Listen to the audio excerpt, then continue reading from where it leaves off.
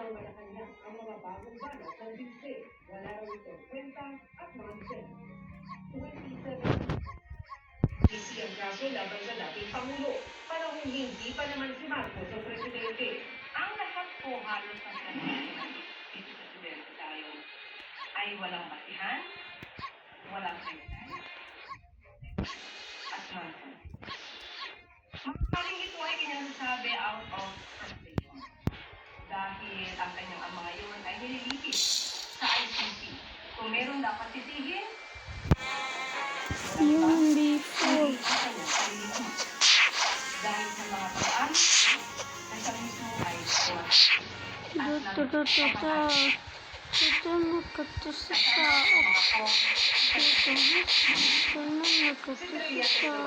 Sinabing nagsimulang na talaga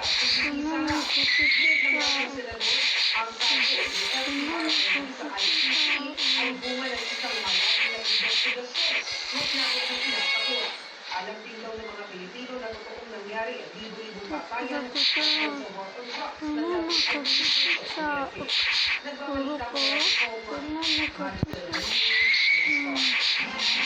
balita, hinako ang isang babae at pinagbantaan sa harapan ng paglang ang kanyang masiselang video kung hindi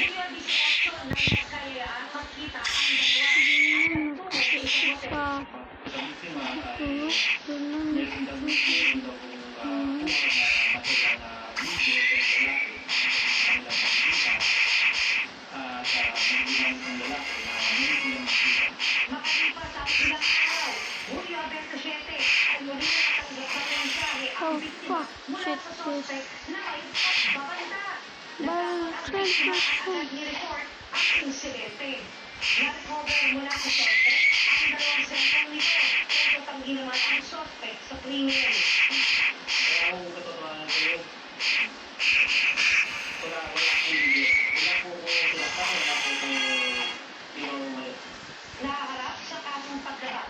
In relation to cyber-criminality of 2012 at RA 9262 o yung Violence Against Women and Children ang suspect. Paalala naman ng otoridad. Huwag basta-basta makikipagkita sa mga tao na nakikilala through online at hindi natin mabuti. At wala na basta para sa makikipagrelasyon Nagbabalita mula sa frontline. Caron de Asa, News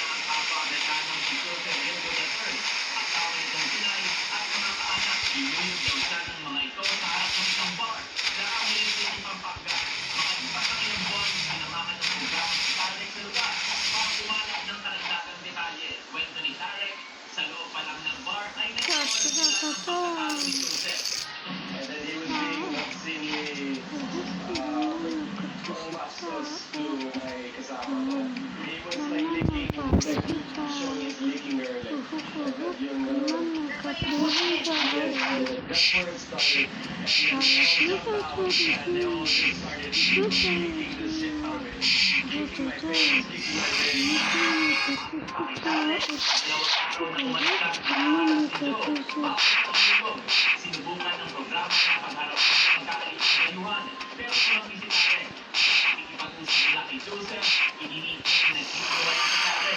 Ipinikita niya pa ang mga video. Patunay raw na si Tati ang pasimulo ng dito.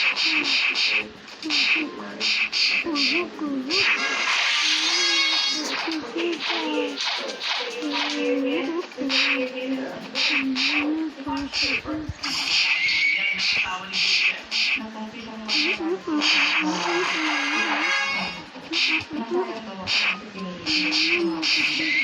Pinalabas daw si Tarek dahil naman pa nito si Joseph nang luwakas si Joseph. Makalipas ang 2 oras ay muli raw naghamon at sumunod na tatlong nakas ang nakulang pagtulog. Kwento pa si Joseph, sinubukan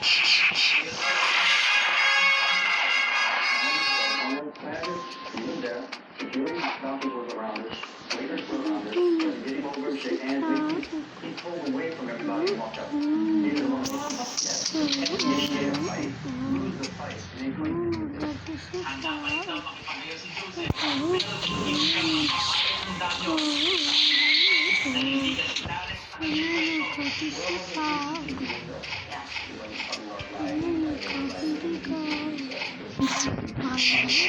Sa ngayon ay nagkakita ng reklamong Christian comic si Tarek laban sa kapwa ni Joseph. Mula sa Proverbs, as well as Paul.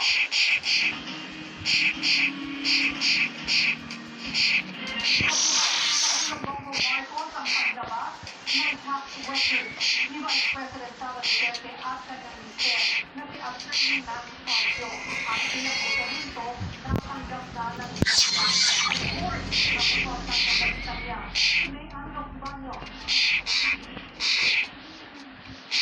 Matapos alas 8 ng umaga, dumating sa Senado ang 2 tulang kahon. Ang laman niya, ang Filipino and Senate Impeachment Court sa tax records ni Vice President Sara Duterte.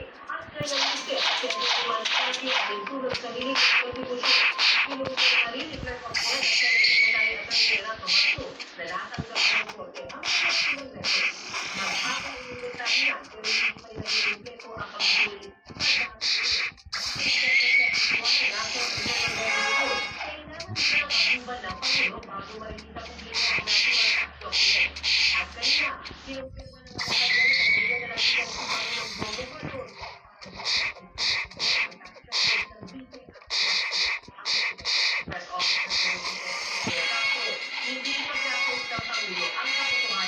Kung ano ang sinasabi ng batas, kung ano ang proseso, susunod po ang Pangulo. So kung yan ang sinasabi ko at kinakailangan na magbigay siya ng kanyang approval sa BIR para mabuksan ang tax records nila VP Sara at Atty. Maniscalco at ito naman ay para sa katotohanan. Hindi niya po ipagkakait ang katotohanan sa ating mga kababayan. Nawalang sinabi ni Yusek Castro na maaaring maging president kapag binigyan ng gusigan ng Pangulo ang pagbubukas ng tax records. Lalo't isa din siyang impeachable official. Pero ngayon, sinabi nito, hindi ito magiging hagdan sa paglalabas ng katotohanan. Binaliwala na rin ang panasyo kung may magsabi man ng politically motivated ang desisyon ng Pangulo. Kaya sa mga pagkakataon, kapag ang Pangulo ay gumagawa ng naayos batas, pero merong tinatamaan, dahil nasabihin nila, politically motivated. Kung saan pupunta, saan gagawin ang Pangulo. Kahit ang pang sabihin ng iba. Basta ang alam ng Pangulo, siya ay tumutupad sa proseso, siya ay tumutupad sa batas. Dahil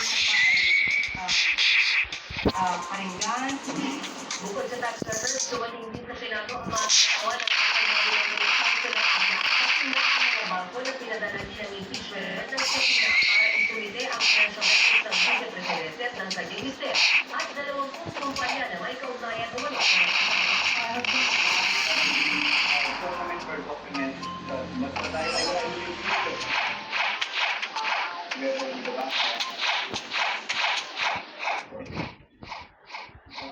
That rule response to the serial over the Filipino. ayon kay Pili Bandung, kailangan mga staff ng Senado ang nakakita ng transaction at inventaryo ng mga dokumento. Hindi na nila kasama ang mga bugat ng depensa ang pagkakasyon. Ayon naman kay Senator George Erwin Tulfo, mahalaga para sa kanya ang naturang mga dokumento. Sa pangalaman nito, kung kanina po silang pagkabatihan sa organization ni Cristoria ay impeach na opisyal. Hindi mo talaga makikita. Biglang pinipot sila dyan. Ang may babasi natin, may babang panggan natin ng staff and yung pinahid sa BIR. So, yun po yung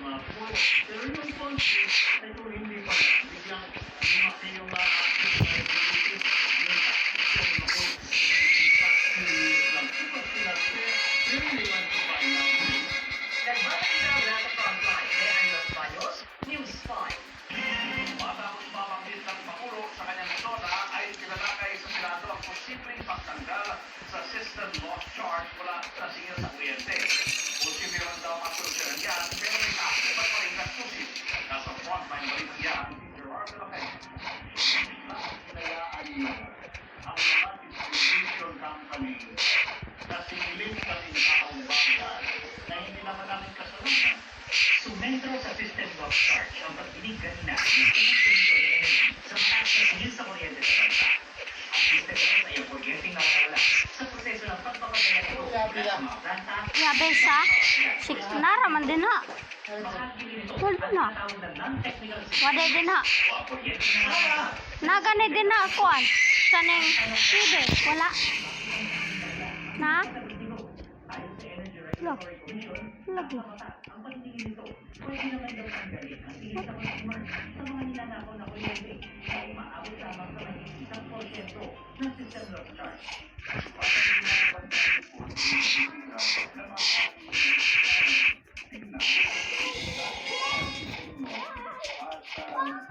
So, wala na work.